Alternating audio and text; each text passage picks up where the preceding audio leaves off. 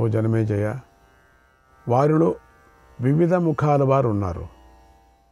ఇక ఆ ముఖాల గురించి చెప్తాను విను. కొందరు కూర్మ ముఖాలు, కొందరు కుక్కుట ముఖాలు ఉన్నాయి. కొందరు ముఖాలు కుందేళ్ళలాగా ఉన్నాయి. కొందరు ముఖాలు గుడ్లగూబల్లాగా ఉన్నాయి. కొందరివి గాడిద, ఒంటె, వరాహ ముఖాలు. కొందరివి పిల్లి, కుందేలు ముఖాలు. కొందరి ముఖాలు చాలా పొడవుగా ఉన్నాయి. కొందరు ముంగిస, గుడ్లగూబ ముఖాలు కలవారు ఉన్నారు. కొందరి ముఖాలు కాకుల్లాగా ఉన్నాయి. కొందరు చిట్టెలుక, కపిలగోవు, నెమలి వంటి ముఖాలను కూడా కలిగి ఉన్నారు. కొందరు మత్స్య ముఖాలు కలిగి ఉన్నారు. కొందరు మేఘం వంటి ముఖాలను కలిగి ఉన్నారు. కొందరు మేకలు, గొర్రెలు, గేదెల వంటి ముఖాలను కలవారున్నారు. కొందరు ఎలుగు వంటి, పులి వంటి ముఖాలు కలవారున్నారు. కొందరివి తోడేళ్ళు, సింహాల వంటి ముఖాలు. కొందరు ఏనుగు వంటి ముఖాలు గలవారున్నారు. కొందరు నక్క ముఖాలు, మొసలి ముఖాలు గలవారు కూడా ఉన్నారు. కొందరు గరుడ ముఖాలు, కొందరు తెల్లడేగలు, తోడేళ్ల, కాకుల వంటి ముఖాలు కలవారు ఉన్నారు. కొందరు గోముఖాలు, కొందరు ఉష్ట్రముఖాలు, కొందరు గండు పిల్లి వంటి ముఖాలతో ఉన్నారు. కొందరి పొట్ట, పాదాలు, ఇతర అంగాలు చాలా పెద్దవిగా ఉన్నాయి. కొందరి కన్నులు తారకలలాగా ఉన్నాయి. కొందరు పారావత ముఖాలు, కొందరు వృషముఖాలు ఉన్నాయి. కొందరు కోకిల ముఖాలు గలవారున్నారు. కొందరు డేగలు, తిత్తిరి పక్షుల వంటి ముఖాలు గలవారు. కొందరి ముఖాలు ఊసరవెల్లిలాగా ఉన్నాయి. వారు తెల్లటి వస్త్రాలు ధరించున్నారు. కొందరు సర్పముఖాలు ఉన్నారు. కొందరు శూలముఖాలు, చండముఖాలు. కొందరు చక్కని ముఖాలు గలవారు ఉన్నారు. కొందరు సర్ప సమానులై ఉన్నారు.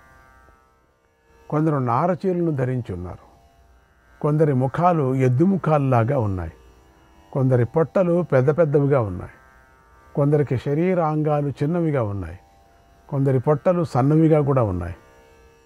ఇతర అంగాలు పెద్దవిగా కూడా ఉన్నాయి. కొందరి మెడలు పొట్టిగా ఉన్నాయి. కొందరి చెవులు పెద్దవిగా ఉన్నాయి. రకరకాల సర్పాలను వారు అలంకరించుకొని ఉన్నారు.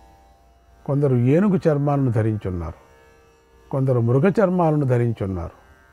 కొందరి ముఖాలు మెడ మీద ఉన్నాయి. కొందరి ముఖాలు పొట్ట మీద ఉన్నాయి. కొందరి ముఖాలు వీపుపై ఉన్నాయి. కొందరి ముఖాలు దవడలపై ఉన్నాయి. కొందరి ముఖాలు పిక్కలపై ఉన్నాయి. ఎంతోమంది ముఖాలు పక్కగా ఉన్నాయి. కొందరి ముఖాలు శరీరంలోని విభిన్న భాగాల్లో ఉన్నాయి. కొందరు కీటకాలు, పక్షులతో సమానమైన ముఖాలతో ఉన్నారు. అంటే సృష్టి మొత్తం అనేక మంది సర్పముఖాలు ఉన్నారు. అనేక బాహువులు, ఎన్నో మెడలు కలవారు ఉన్నారు. వివిధ చెట్ల వంటి భుజాలు కలవారు కొందరున్నారు. కటి ప్రదేశంలో తలలు కలవారు కొందరున్నారు. పాము, పడగల వంటి ముఖాలు గలవారు కొందరున్నారు. రకరకాల పొదలను, తీగలను కట్టుకున్న వారు కొందరు ఉన్నారు. కొందరు నార బట్టలను చుట్టుకొని ఉన్నారు. కొందరు బంగారు బట్టలను ధరించున్నారు. కొందరు వివిధ వేషాలను ధరించున్నారు. వివిధ మాలలను, చందన గంధాలను ధరించున్నారు. కొందరు వివిధ వస్త్రాలను ధరించున్నారు. కొందరు తోలు బట్టలు కట్టుకొని ఉన్నారు. కొందరు తలపాగాలు ధరించున్నారు. మరికొందరు కిరీటాలు ధరించున్నారు. కొందరు మంచి మెడలు, మంచి తేజస్సు కలవారుగా ఉన్నారు. కొందరు కిరీటాలు, మరికొందరు పంచశిఖలు పెట్టుకొని ఉన్నారు. కొందరికి బంగారు వెంట్రుకలు ఉన్నాయి. కొందరు త్రిశిఖులు, కొందరు ద్విశిఖులు, మరికొందరు సప్త శిఖలు గలవారు ఉన్నారు. కొందరికి సిగలు, కొందరికి కిరీటాలు ఉన్నాయి. కొందరు బోడిగుండు గలవారుగా ఉన్నారు. కొందరు జడతాల్పులు ఉన్నారు. కొందరు చిత్రమాలను ధరించున్నారు. కొందరి ముఖాల నిండా వెంట్రుకలు ఉన్నాయి. కొందరు యుద్ధ ప్రియులై ఉన్నారు. వారందరూ సురశ్రేష్ఠులను కూడా అదివి కాకుండా ఉన్నారు. కొందరు నల్లని వారు ఉన్నారు. కొందరి ముఖాలలో మాంసము లేదు. కొందరి పృష్ఠం పెద్దదిగా ఉంది. కొందరి పొట్ట లోపలికి కుదించుకొని పోయి ఉంది. కొందరి పృష్ఠం బలిష్టంగా ఉంది. కొందరిది చిన్న పృష్ఠము. కొందరి పొట్టలు, జననేంద్రియాలు పెద్దవిగా ఉన్నాయి. కొందరికి విశాలమైన భుజాలు ఉన్నాయి. కొందరికి పొట్టి భుజాలు ఉన్నాయి.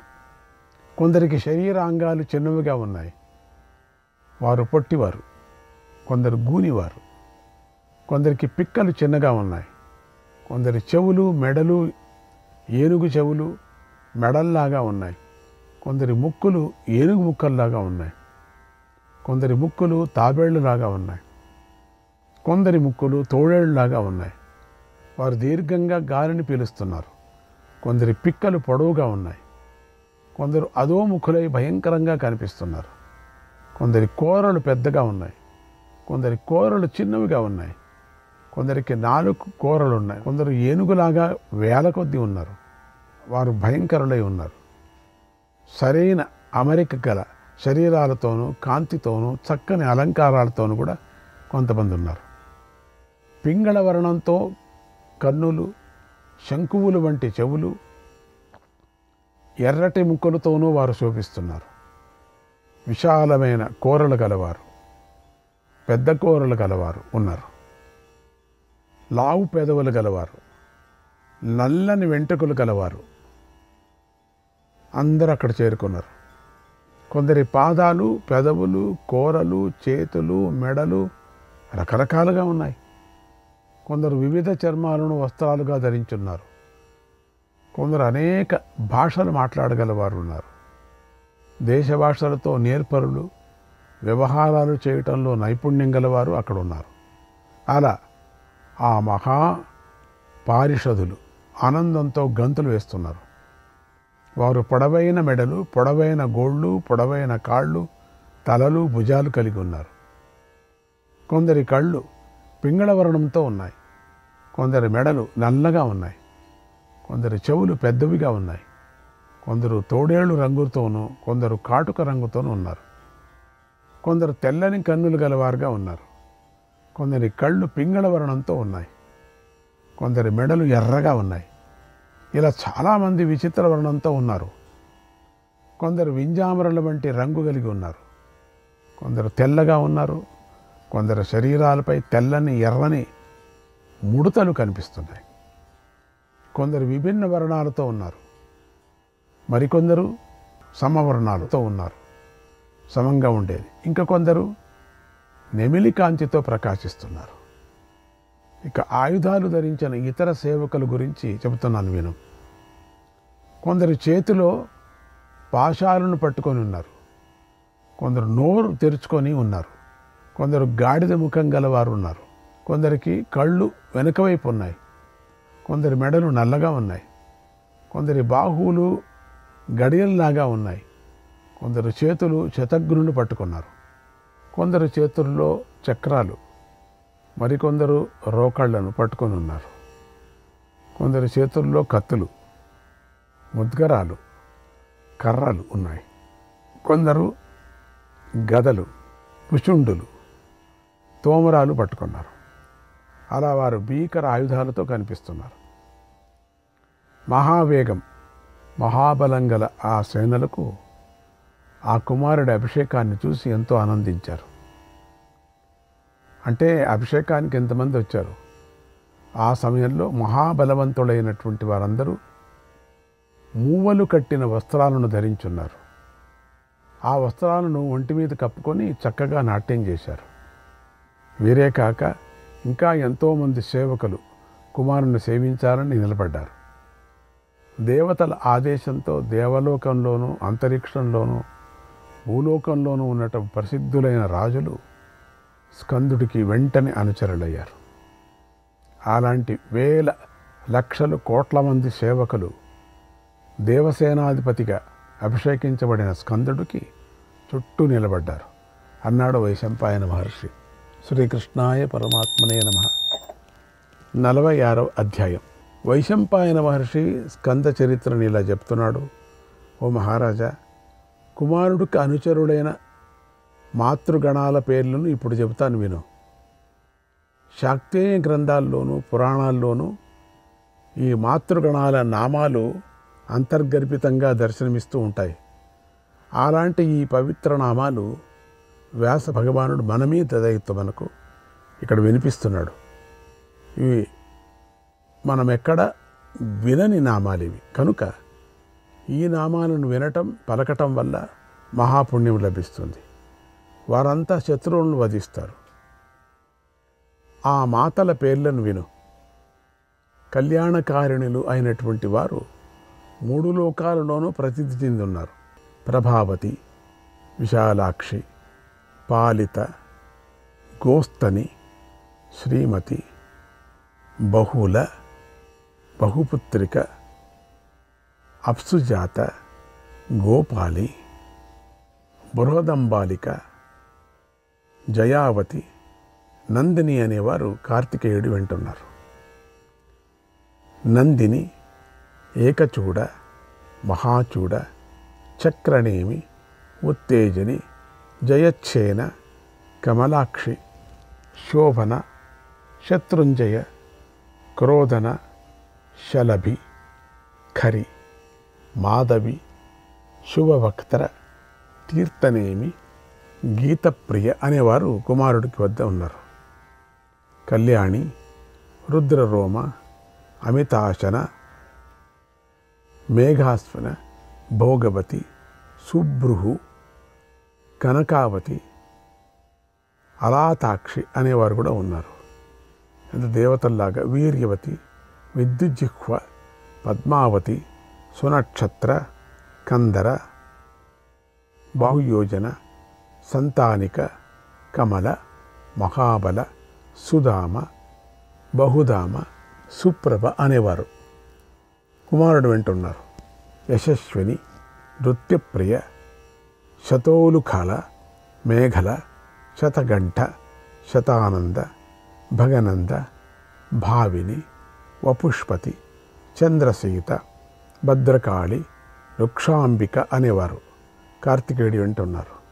నిష్కుటిక, వామ, చతుర్వాసిని, సుమంగళ, స్వస్తిమతి, బుద్ధికామ, జయప్రియ, ధనద, సుప్రసాద, భవద, జలేశ్వరి, ఏడి, బేడి, సుమేడి అనేవారు కార్తికేయుడు అంటున్నారు.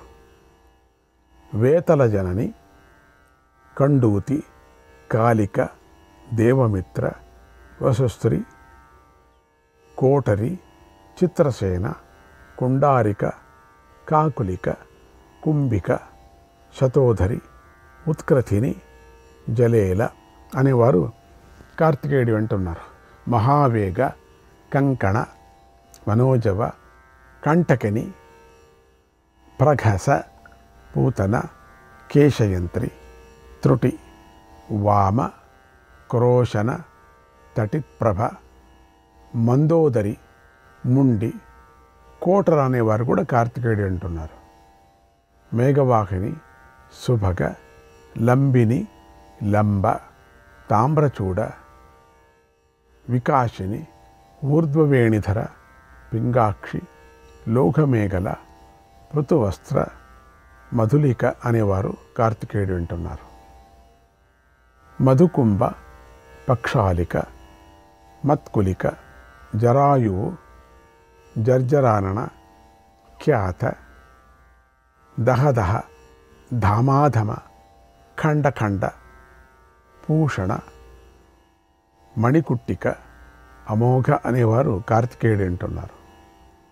అలంబయోధర, వేణు వీణాధర, పింగాక్షి, లోకమేఘల, శలూలకముఖి, కృష్ణ, కరజంగ, మహాజవ, శింశుమారముఖి, శ్వేత అనేవారు కార్తికేయుడు అంటున్నారు. లోహితాక్షి, విభీషణ, జటాలిక, కామచరి, దీర్ఘజిహ్వ, బలోత్కట, కాలేహిక, వామనిక, ముకుట, లోహితాక్షి, మహాకాయ అనేవారు కార్తికేయుడు అంటున్నారు. హరిపిండ, ఏకత్వచ, సుకుసుమ, కృష్ణకర్ణి, క్షురకర్ణి, చతుష్కర్ణి, కర్ణప్రావరణ, చతుష్పథ నికేత, గోకర్ణి, మహిషాసన, ఖరకర్ణి అనేవారు కార్తికేయుడు అంటున్నారు.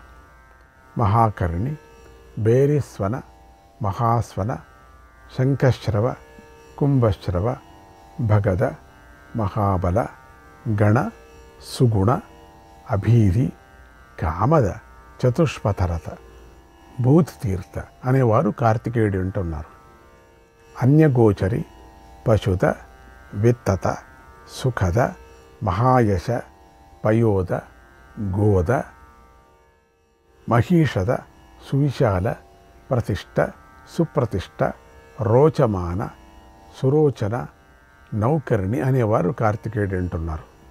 ముఖకర్ణి విశిర మంతిని ఏకచంద్ర మేఘకర్ణ మేఘమాల విరోచన అనేవారు స్కందుడు వింటున్నారు.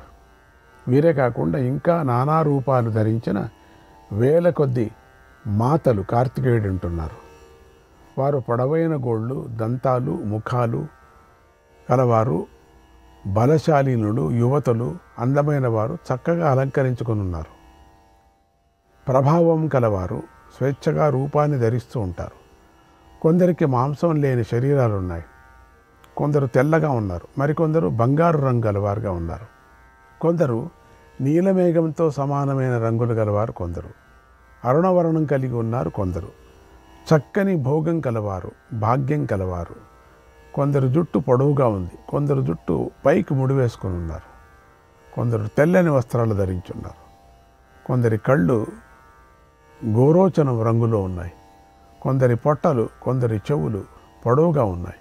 కొందరు రాగి కళ్ళు రాగి రంగు నల్ల కళ్ళు కలిగి ఉన్నారు. ఆ మాతలందరూ వరదలు కామచారిణిలు నిత్యము సంతోషంతో ఉంటారు. వారిలో కొందరు యమశక్తులు, కొందరు రుద్రశక్తులు, కొందరు సోమశక్తులు ఉన్నారు. కొందరు కుబేర శక్తులు, వరుణ శక్తులు, మహేంద్ర శక్తులు, అగ్నిశక్తులు, వాయుశక్తులు ఉన్నారు.